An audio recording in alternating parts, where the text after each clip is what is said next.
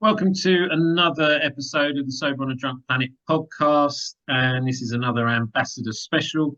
So, within the Facebook group, we have a number of ambassadors who have been sober for over a year, have been involved reading the books and helping other people within the community. So, I'm very honoured. I've known Karen for a while now since she's been in the group. To introduce Karen from Canada. Is that right? That is right. Yes, I am. I'll say Toronto, Ontario, Canada, because that's the biggest city that I'm close to, but I'm about a 45-minute drive away from the big city. Yeah, that's me. Real. And yeah, so these are quite straightforward, these podcasts, in terms of it's always good to get people's experience. So I think a lot of getting sober is seeing a podcast, or people go to AA meetings or smart recovery meetings or whatever it is they do. If they listen to someone and they think, you know what, that sounds like me, then that can be the catalyst to get them changing the way that they live their lives, and it can be really transformative. So thank you very much again for this and all the help that you've had being an ambassador. You're coming up to 2 years sober in August, is that right? Yes, August 22nd, 2022. And what age, if and it's always a thing asking people their age, but No, it's fine. what age did you get sober? I'm 57 now, so I was 55 at the time. Okay, because I think the reason I highlight that is because I think it's important for people to understand that you can get sober at any age. I was in Absolutely. rehab with someone who got sober at 75. So it's the thing where people say, "Oh, I'm too old to do this," or using age as some sort of mechanism not to change their habits is a destructive thing, and it's societal as well to some extent. Um, so, what led you up to the age of 55 then? How was Karen's drinking career like before that? Oh, it was every day. So for several years prior to that, I was trying to think back. I was journaling because I journal every day. And I have the questions that prompt you. And so I've written a lot in the last several months about my life, like people who have supported me, people who haven't, people that have not been supportive at all. But I can't remember back to, honestly, quite frankly, to the first drink I had. I know it was young. I know I was probably 14 or 15 years of age. But I don't like it's not significant because I don't think the fact that it was something we did, that you got together and you might have taken beers out of your parents' fridge and snuck around to have them or whatever, but it wasn't a significant thing where it stood out in my memory. But for several, I want to say for at least 10 years, if not more, I would say in my 30s, uh, I was drinking every day. So I was working still. I'm still working. But when the first thing I would do when I got home was, open a bottle of wine and have a glass of wine. And that bottle would be, I wouldn't put the glass down until the bottle was gone. And sometimes it would be more than one bottle. And then when COVID hit, that really led me to drinking even more, to the point in the last, I want to say 4 or 5 years of my drinking, I was getting up in the morning and the first thing I was thinking about was having a drink. So I was consuming lots of red wine, but also throwing vodka in there for the mix. Sometimes, double vodkas and wine together. So I was drinking quite heavily for a number of years. There was lots of issues in my relationship, where I would get angry or he would question me. He's not a big drinker at all. Question me about my drinking. And I would just continuously say, I don't have a problem. I don't have a problem. So total denial. And then it was just really, thinking that I kept on saying I would, I'll cut down, I'll cut down. There's no such thing as cutting down. Because the first thing was like, as soon as I got home from work, I'm going to open a bottle of wine. And then I would go downstairs in our house. That was kind of my chill space. And he would be upstairs watching television. And so he never really knew how much I was drinking. He knew I was drinking, but did not know to the extent if I was polishing off, 2 bottles of wine a night. I mean, he could tell by my demeanor that I was intoxicated, but again, had no idea how much I was drinking. He did question me about hiding alcohol, which I was doing as well. I would find all kinds of hiding places, or I would grab an extra bottle of wine on the way home from work and put it in my backpack, and then I'd get home and stash it away. So I always had that reserve. I never ran out of alcohol, Yeah. and always stocked up on a Friday, where I would always have excess number of bottles. And we had a full bar downstairs, like every other alcohol that I didn't drink, but would drink if we ran out. So it didn't always have to be wine. If there was like no wine left and I wanted that extra drink, I'd be like, oh, there's rum, or there's this, or there's that. So it really got out of control. And then it was, I went to a concert with a friend, spent a couple of days at her house, and we had a horrible argument that was not lovely. And I know when I left her house that day, I said to myself, I'm not doing this anymore. And she was very, very cruel with her words and things she had said to me. And I just kind of said, I've had enough. And so when I got home that day, I looked at my partner and said, I'm going to quit drinking. And he said to me, you've said that before. And I said, no, this time I'm doing it for myself and not for anybody else. So it was a decision that was on a Thursday. August 22nd, 2022 is on a Monday. And I said, I just need a couple of days. And I was drinking small amounts over the weekend. And then Monday morning, I woke up and I said, that's it, I'm done. Yeah. So it sounds like it wasn't just one moment, but you sort of had your own epiphany from all the times before. There was lots of times before where even, when I've been in this relationship living with somebody for 5 years. Prior to that, I was living alone in my own space for probably 10 years. And at that time, I would always say, oh, I'm going to get healthy. I'm going to go to the gym. I'm going to cut back on drinking. All of those things you're going to do with good intentions, but never follow through. Yeah, it's funny, isn't it? I think you got the benefit of hindsight now, that how much time drinking takes up, because you spend all that time, the lying and deceit around hiding bottles as well. It's a common thing, and it is the same even with there's similarities with drug use. So I would always be the same. I'd always have to have enough cocaine to last me the weekend, and I would hide packets from my ex-girlfriend at the time, so she didn't see that they were in the bin. And then sometimes I get so drunk, I wouldn't remember where I left the packets or I left the booze bottles. So then some days you're like, oh shit, I forgot I put that there. I can relate to that because even when I quit drinking, what he did, probably about a week or two, it was 2 weeks later, he cleared out the bar, like all the hard liquor, and got rid of it all. Because I woke up and I'm like, what are you doing? He's like, I don't want you to have any triggers, so we're getting rid of it. And I'm like, okay, fine. But even after that, I was finding bottles, like you said, and I was like, and empty ones, and some half full. And I was like, oh my God, in drawers and closets and tucked away. And I was like, I can't believe I had so many different hiding spots for all of this alcohol. Yeah.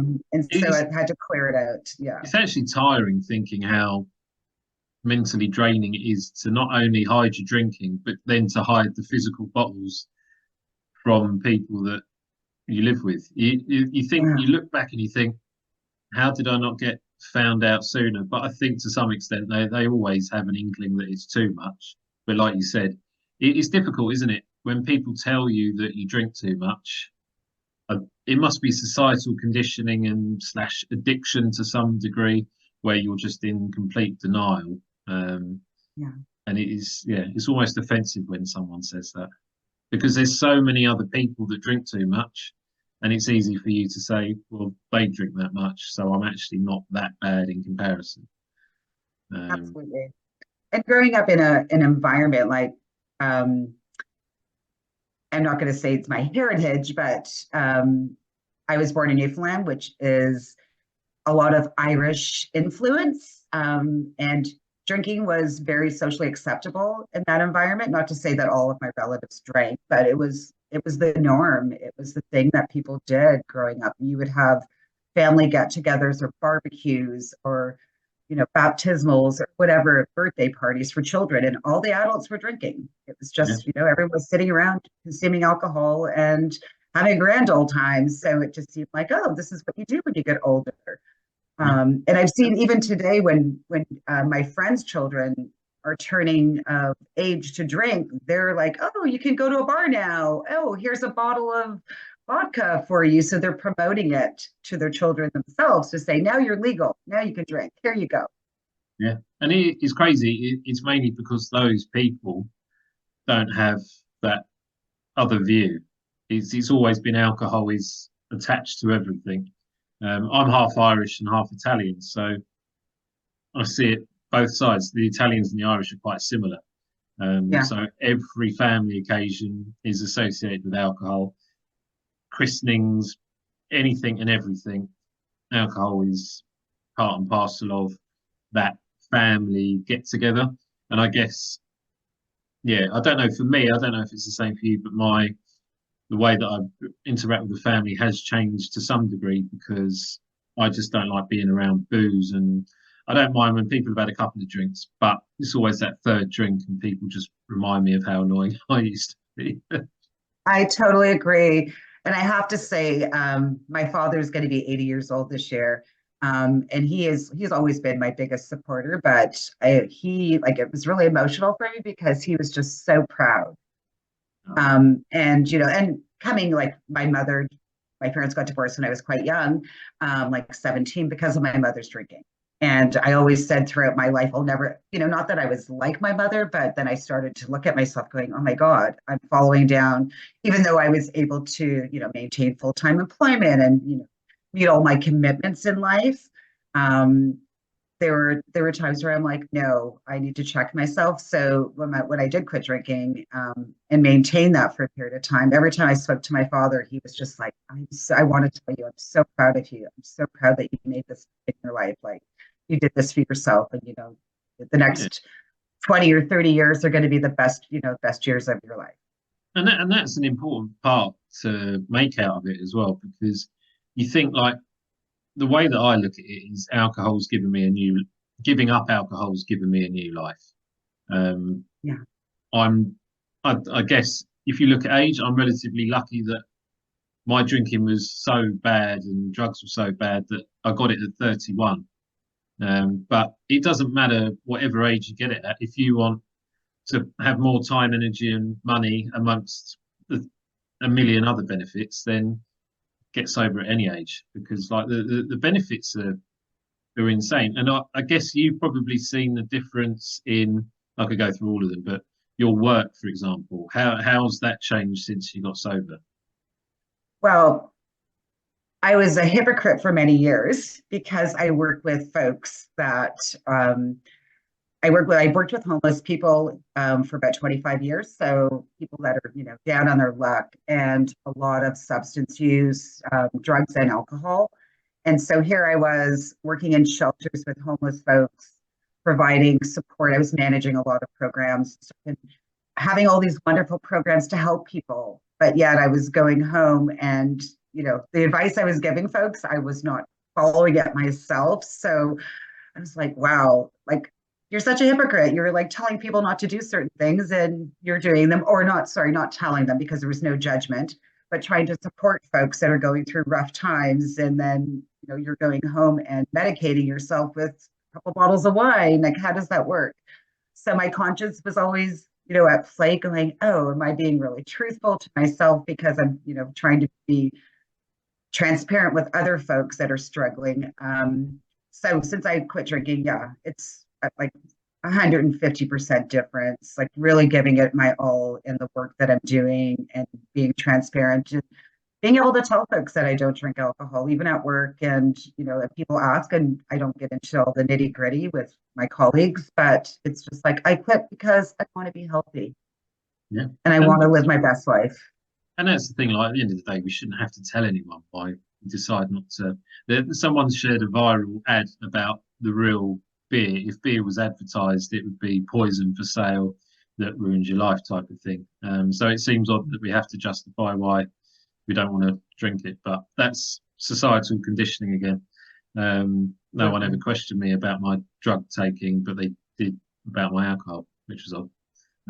It's really funny because even people look at drugs and alcohol differently, and then Well, I'm always, even alcohol and drugs. I mean, they're both drugs. yeah, it's a Even drug. saying one. Alcohol is a drug.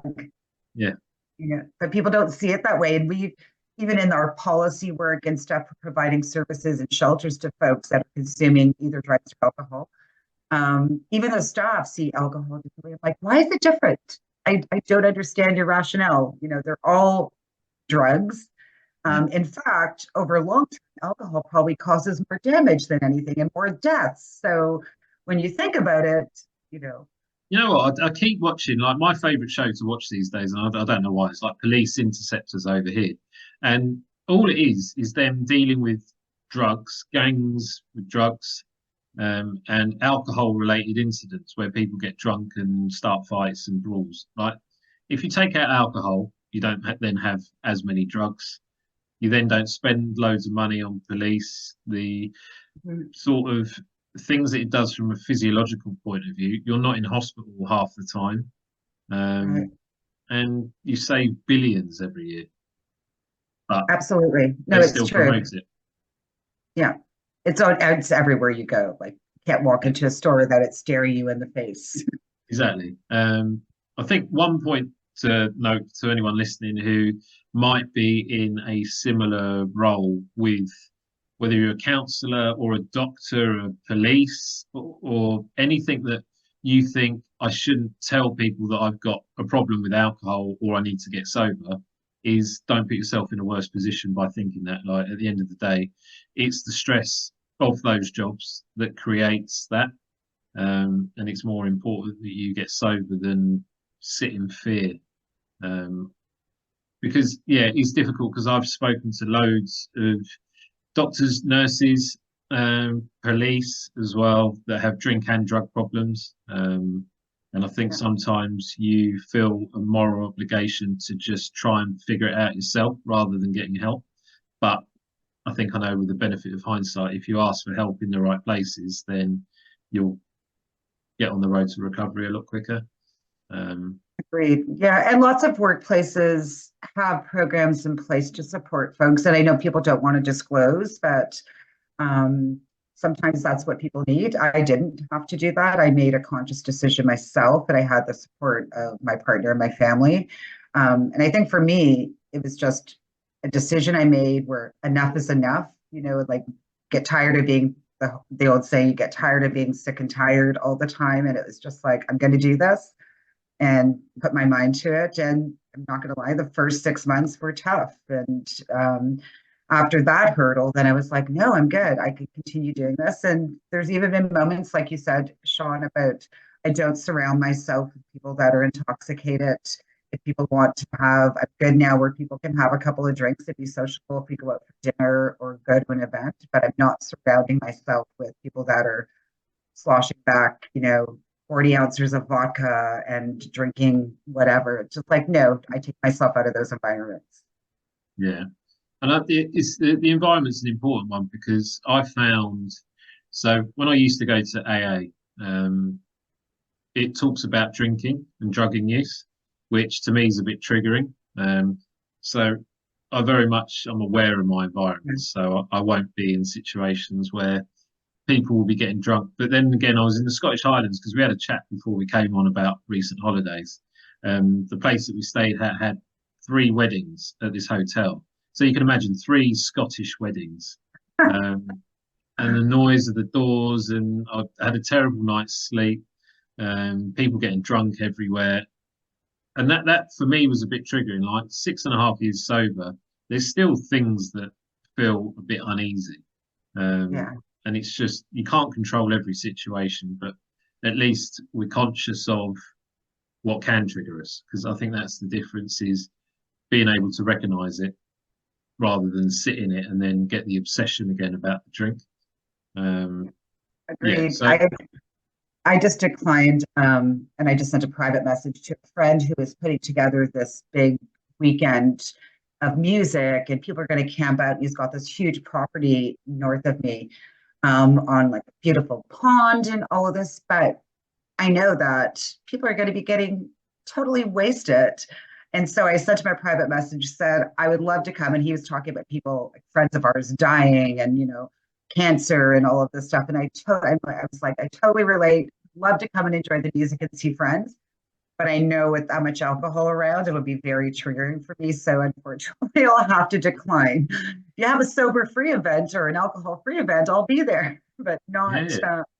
at a And weekend that's full the of thing, drinking. like the power of saying no is more like, I guess my friendship circle's got a lot less. I mean, I can count my friends on a finger and a thumb probably now. But Yeah. it's because I'm comfortable saying no all the time. Like I know that I won't enjoy being in an environment, going to the pub and catching up with people. I prefer my home comfort, sitting at home with the missus, sober as well, um, and doing stuff during the day. Like I'm an athlete. Well, I say athlete. If people think taking up golf for a living is an athlete, probably not. But I do that. I do my gym training, and I'm knackered by the time it gets to the evening. So while I do like going to socialise, I socialise at the golf club all the time. I'm meeting people. I'm just knackered by the evening, and I'm more than happy to have 8 hours sleep every night. Like for me, that is my comfort now. I think you're absolutely right. So that, and I'm the same. I have found other things in my life that are so much more enjoyable.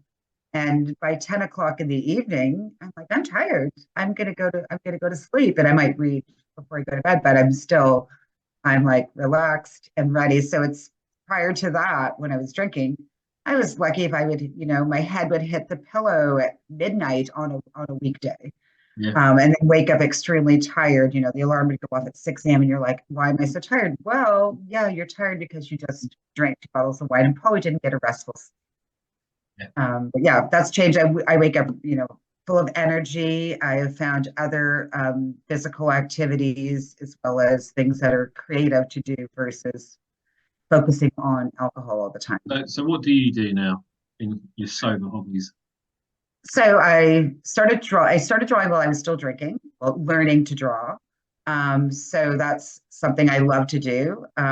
So I try to do, I mean, it's been busy the last couple of months with traveling and doing different things, but I do that. I love going for hikes. I'm part of a dragon boat team. So season has just You started. mentioned that in the group WhatsApp every so often, and I'm like, it's pretty cool.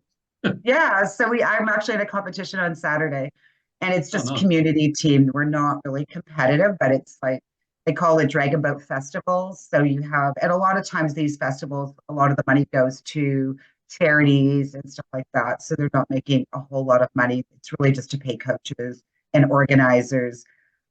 So yeah, I'm in one on Saturday, but it's good just to get out with a bunch of, it's all women actually. And 21 other women, because there's 22 people that paddle together.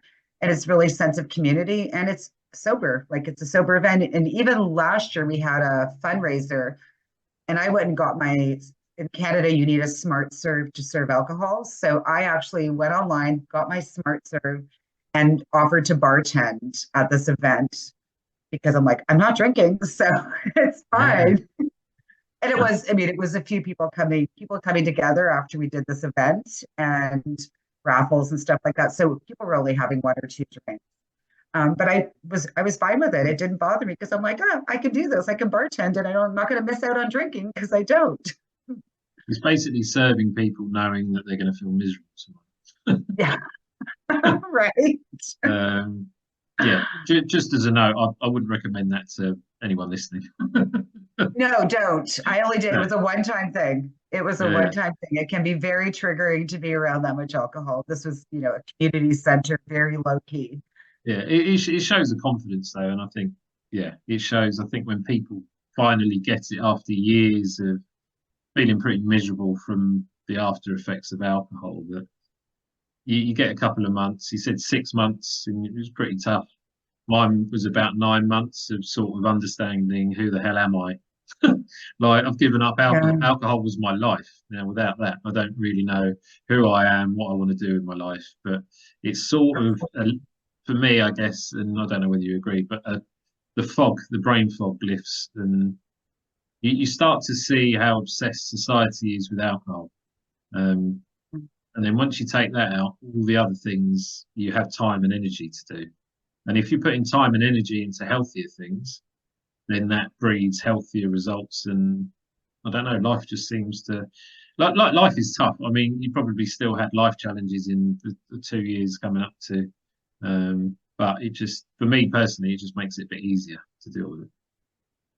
Absolutely. It definitely does. And like at this point, I still have triggers and things that come up or situations that I remove myself from or don't put myself in to begin with, but I just feel more of a sense of calmness in my life. And one of the things I've noticed is it's almost like, I don't know if this makes sense, but reverting back to my childhood, because I find that I'm laughing and being really silly about Yeah. things, but genuinely laughing. Like it's a real laugh and it's funny. And It's, being able to share those moments with somebody, go, oh, that was like, my partner looks at me all the time. He's like, "You are so silly," and I'm like, "I know. It's great to laugh. It feels and good." and that's the thing. Like at the end of the day, like to feel young and to feel that is a good thing. Like when we were all young, we weren't drinking alcohol, but we were having a really good time. So that childhood thing into adulthood is backwards. Like you shouldn't use alcohol as a way to celebrate because it impacts self-esteem and confidence. And if you've got any trauma under there, you can use it as a crux for dealing with things that you should deal with through therapy. Um, so playing around and having a laugh, like if they did a a TV show of me and the missus, they just think what a bunch of crazy idiots. I mean, we just have fun. And then there's a serious side. If you do business or whatever, that then we do that. But 90% of the time, yeah, like still 8-year-old kids running around basically. Absolutely. Yeah, I agree. And it's good to laugh and it feels good and just be silly for no reason. Yeah, exactly. And as I guess that's the other thing. Well, when I gave up alcohol, I just don't care what people think. I think a big part of my drinking was that I cared what people thought too much. But when you start to take ownership of, yes, I've got a problem. Yes, I want to fix it. Yes, I'm doing all those things. Then you give yourself a bit more self-respect. So I don't know, is sobriety giving you a bit more self-respect? Absolutely. And I was telling this to all of my colleagues at work because they were like, "Oh my God, you look so great." I'm like, word of advice, quit drinking, you'll lose weight. So one of Quit the biggest drinking things, is the quickest transformation tool yes, that anyone who drinks even semi-regularly needs to do. Like you don't realize how transformative it is until it you actually was. do. And it led me, so that was a start. I didn't really, I wasn't really exercising in the beginning. I'm like, don't take on too much. You want to focus on what your goal is in the present moment. But so when I stopped drinking, the benefit that I had, because I know a lot of people turn to sugar, I've never had a sweet palate. So I don't like anything really sweet. So that Right, so we just got cut short. So long story short, couldn't quite remember where it ended. Been too lazy with editing, so we'll just start at the point that I remember Karen finishing on, which was sugar. So repeat what we just said a second ago because you didn't realise I wasn't recording. awesome. So I was talking about eating sugar. And for me, it wasn't replacing sugar with alcohol. And for me, it wasn't an issue because I never liked sweets. So fortunate for me. But if that works for Wow, you, who yeah, are you? it's a strange, long story about how I got turned off from sugar, and I won't go there. That's for another podcast. Okay. But yeah, I've never liked really sweet things, so I didn't replace. But I know for a lot of folks that works, including clients I've worked with who are trying to abstain, they will start, replacing the alcohol. And it's a natural thing because there's lots of sugar and alcohol. But for me, what I did is I started eating really healthy. I was just obsessed with getting proper nutrients in my body, which resulted in a lot of weight loss. So I lost about 40 pounds, give or take, in probably within 6 months. I did incorporate after 3 months of not drinking alcohol. I started, then getting some physical exercise, adding that in. But for the first 3 months, I was just solely focused on not drinking and trying to eat healthy. I'm just going to quickly find out what 40 pounds is. in kilos. Oh, because you do kilos. Sorry. Yeah, Yeah. it's just so people have an idea. So 18 kilos, that's 2.5 stone. That's good. That's very good. Yeah. Yeah, I in the first 3 months, I stopped. I did have a bit of sugar, and I still do now, even 6.5 years. I haven't Yeah. completely curbed it, but I don't binge anymore, which is a good. Um, but yeah, I lost about 14 kilograms in 3 months, and Yeah. it's crazy. Like when you associate all the bad foods that you have and the inability to do as much exercise, it all adds on. And it's actually quite scary, the number from, I remember when I did the numbers in the first book, like actually, when you think about it, the number of calories that alcohol is making you consume, not just through drinking, but from all Yeah. the associated foods when you're hungover, um, it's crazy because Absolutely. healthy eating is basically eating the same amount of calories, but it keeps you fuller for longer, gives you all the vitamins and minerals that you need to perform better, and it's all at the Hmm. microbial, at the microscopic bit for your gut. It's brilliant. You need all that healthy vegetation, pre and probiotics as well, Yeah. because of the gut. The gut And I axis was in is denial about yeah, sorry, I just interrupted you. no. When I It's was just buying alcohol, yeah. gone. You So go. when I was buying alcohol, can I go? Sorry. I think there's a delay. I think we're both lagging a little bit. When I was purchasing red wine, I would always tell everybody I would buy the driest red wine ever because it had less sugar in it, which is all a farce. I told myself that is not true. Alcohol metabolizes in your system and turns to sugar. But for me, it was like my rationale was, oh no, I only drink dry red wine. Well, that dry red wine is going to turn to sugar and convert and metabolize in your body, regardless of how you look at it. Yeah, that's why it's so important to read and listen to sobriety books, podcasts, because what it does is it changes your beliefs, which are Yeah, based on false information, and that false information can make you a miserable person. Because that's yeah, why I'm a big advocate for therapy as well, yeah, because therapy is a good way of washing out those false beliefs. And if your life is based on false beliefs, then um, you're always stuck in that constant frustration of why aren't things changing, is because essentially what you believe is not correct, or slightly ajar. Um, but yeah, I think sugar's a big one. Like in the group, I think it's probably the number one thing that absolutely. comes up about people replacing sugar with alcohol, which is normal. And I think for the first Mhm. year or so, the focus should be just give up alcohol, because alcohol is a destructive drug. Sugar is in everything. And it Yeah, is it's the lesser of two evils. But again, I don't really want to promote saying, you know what, just forget about sugar, because sugar, I know from doing the healthy eating stuff, the personal training, um, like I feel 10 times better since I cut sugar mainly out now. I have the occasional chocolate and ice cream. I don't binge on them, but if anyone's ever binged on sweets, it's as bad as being horrifically hungover with alcohol. yeah. There's quite a few similarities between the two. But like you said, it's a food addiction at the end of the day, and it hits all the same receptors that alcohol and drugs do. So it's good to And be it's about mindful of those balance, things. right? Yeah, I think it's about balance, moderation, and doing what's right for like every individual is going to be different about how they approach their sobrieties. So whatever works in the initial moments, then do it. But just be mindful Yeah, about, yeah, I think that's the thing. There's so many things to be mindful of that. I think the premise is at the beginning just focus on staying sober, but then once you focus on it long enough, then you get the time and energy to then focus on other things. So it I think it feels frustrating for people that are early in their sobriety because they feel like they want to do it all, but the reality is focus on one thing and do that well, then move on to the next thing, because you Yeah, can't do everything. I, I I'm agree. yeah. Yeah. Um, And yeah, I totally agree because you take on too much and then you're setting yourself up, but just to focus on the number one thing that's important, which is, being staying sober.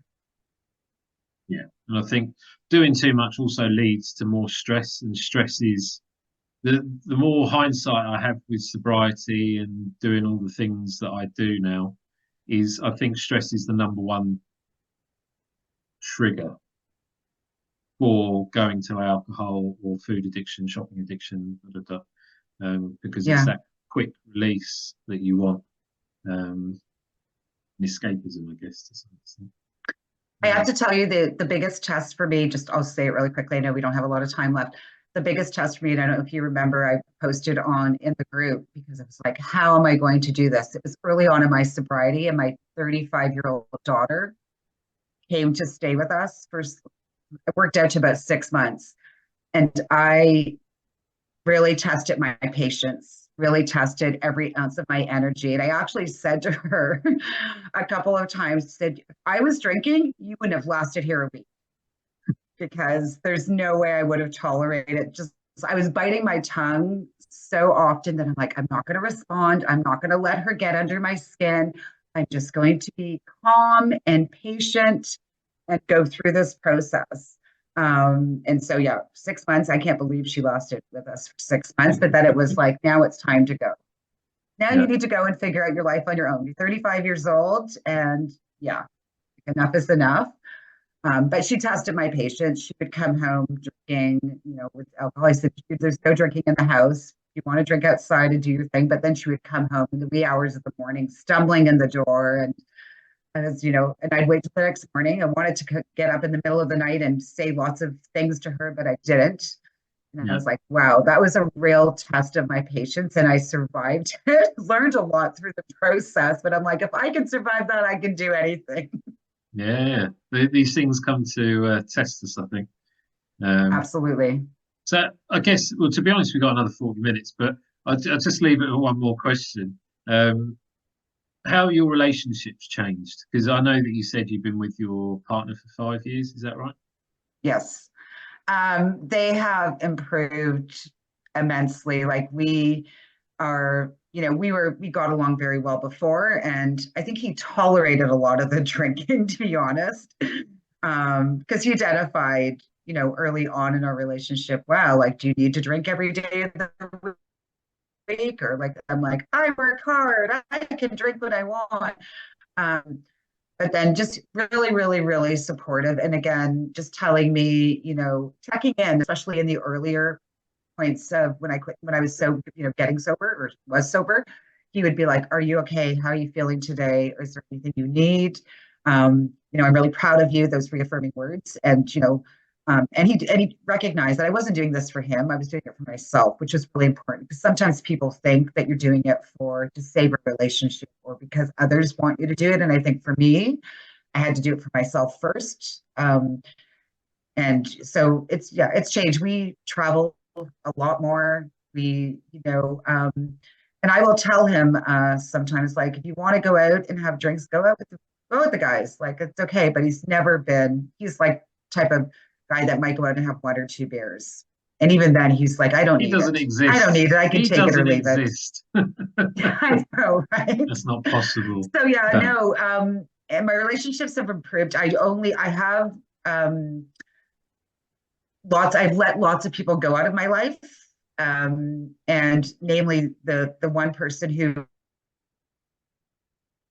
was I thought really wasn't supportive. Even so, she was the one that was kind of I went to the concert with and had really an unpleasant couple of days with, and then ended up leaving her home. But after that, I was done with her. It was just I walked away from that relationship, walked away from drinking, and just really there's some people that didn't serve me anymore. And I just thought, it's time to let go and reevaluate life and move on and keep the people that really matter. Like you said, I can probably count on one hand, less than one hand, how many people that are really dear to me in my life, other than family. Yeah. And that's an important point. I think in the book, I've called it the sober Cull. And it's not necessarily to say, oh, I've got sober, I'm better than these people. It's to say, no, my relationship was centered around alcohol. It doesn't serve me to be friends with them. Like all the people I used to be friends with are perfectly lovely people, grown up with them. Hmm. But that reliance on alcohol as the main thing to do isn't healthy for me. So I need to take Yeah. myself out of that situation. I don't know if you went through something similar, but I found it really lonely. About 2.5 years into my sobriety, I made that decision to cut those people out, but it was incredibly lonely because I was so used to having those people there. But even though I knew it was unhealthy for me, um, and I've become comfortable with the friends that I do have now. I'm closer to my family. I don't need to be friends with everyone because I just don't need to be, and that's okay. Yeah. And I do agree. It's about putting, being a social worker, always taking care of others. And I think that was like, regardless, of where I was at in my life, I was always worried about other people. So sobriety for me was putting myself first and really, what does Karen need? What do I need right now? And I was doing a lot of meditation.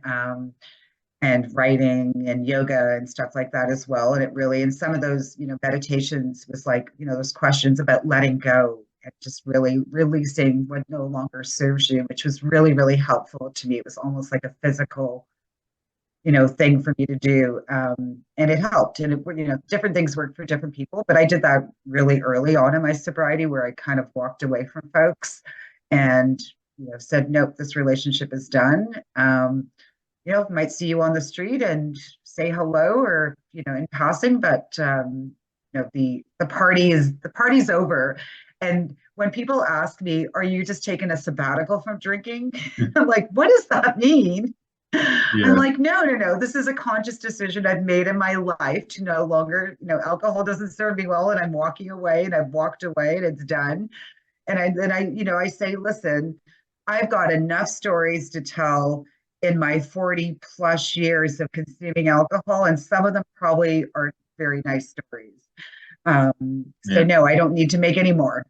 I've done it. And that's the thing. Like we're almost in the Facebook group, like a group of storytellers of when we were drunk. Like collectively, we've all probably done shitty things, and Yeah, shitty things have happened when we're drunk, which would never happen sober, exactly. never. Um, Yeah. and I think the character's very different sober compared to drunk as well. Like I'm very much an introvert. I'm relatively quiet, but when I'm drinking, I'm obnoxious and I just hate my own Facebook reminders because the stuff that I posted is just vile. And I'm like, brilliant. I'm glad I'm not that person anymore. Yeah, no, I totally agree. There's lots of things that I've done over the years where I'm like, and then even some things where I'm like, how did I actually survive that? How did I get home that night? How did I wake up somewhere I don't know? Like many, many, many things where even like when I was with my partner, he was afraid half the time. We have a pool. And in the summer, I'd be down by the pool in the evening by myself, consuming alcohol. And he'd like be coming out to check on me to make sure I wasn't, finding me face down in the pool or Yeah. something. Because who knows, you could slip and fall and anything could happen. But yeah, like when you have that clarity, you're right. A lot of the things that happened, you would never do sober. And that's the thing as well. I think anyone listening to this is that you've probably already, if you're listening to this podcast, you've either been sober for some time or relapsed or whatever. You've already got enough of those stories that if you actually just sit there and think through them all, that might push you more towards wanting to stay sober or at least start sobriety. Because I was speaking to April the other day when we were driving back down from the Highlands, and something reminded me about a holiday I took on my own in Greece. This was at the height of my addiction. It was 3 months before I went into rehab. Um, and I got so drunk at a bar on my own, which was around the corner from the hotel. I, it took me 4 hours and I woke up in a field. I'd thrown up all over myself. I mean, it's one of these Oh, stories that now I can laugh about. But actually, I didn't know where I was, and I was walking for what felt like 5 or 6 hours. I was sobering up as well, covered in sick, and I didn't know where I was. I was in the middle of a field, couldn't see anything, and I was genuinely scared that I was gonna die. And then these lights come out of nowhere, and it's a taxi, and I'm like, "Oh, please, can you help me?" He charged me like 40 euros, and I told him the hotel I was at, and he said, "Right, I'll be back in a minute." I see his headlights go about 10 yards past where I could see in the darkness, and the hotel was there. He drives back and then charges me 40 euros to go literally a minute down the road. But Oh, I genuinely couldn't see where the hotel was because it was pitch black. And I've been walking for so long, I was like, you know what, just take your 40 euros. yeah. Covered in sick. He could obviously see that I was another drunken English tourist creating chaos. But it's things like that where I could have fallen down a cliff. I didn't know where I was going. Mhm. I couldn't see anything. But yeah, like that's one story out of a million. I've got so Yeah, many more. absolutely. Like even reading some of the Quit Lit books where people are very honest and raw about their stories. And it's like, wow. And some of them, you can totally relate to. You're like, yep, I've been there. I've done that. Yeah. Um, yeah. And that's the thing. I think people sometimes are a bit apprehensive, thinking, "Oh, am I the only one going through this?" But I've been to enough AA meetings, Cocaine Anonymous meetings, and people have done what you've done a million times over. And that, I think, is the good thing about the podcast as well, because it shows to other people by showing our own vulnerabilities. Like that Greece story isn't something I would want to tell many people, even when I was still drinking. It was embarrassing. But these Yeah. things happen, and sobriety is the thing that means that I'm not running naked around a Greek town, not knowing where I am. um, Yeah. Karen, it's Yeah. been lovely chatting to you. Glad that we hopped on back at the end to finish Thank off the you. conversation because we covered another few important topics for anyone listening. Karen is an ambassador for the Facebook group. She's coming up to 2 years sober in August. Um, yeah, been lovely catching up with you. Nice to finally have a chat as well. Thank Um, you. and yeah, we'll do It's another been lovely, podcast lovely. at some Yeah. point in the future. Great. And thank you, Sean. I appreciate it. Lovely. Thank you.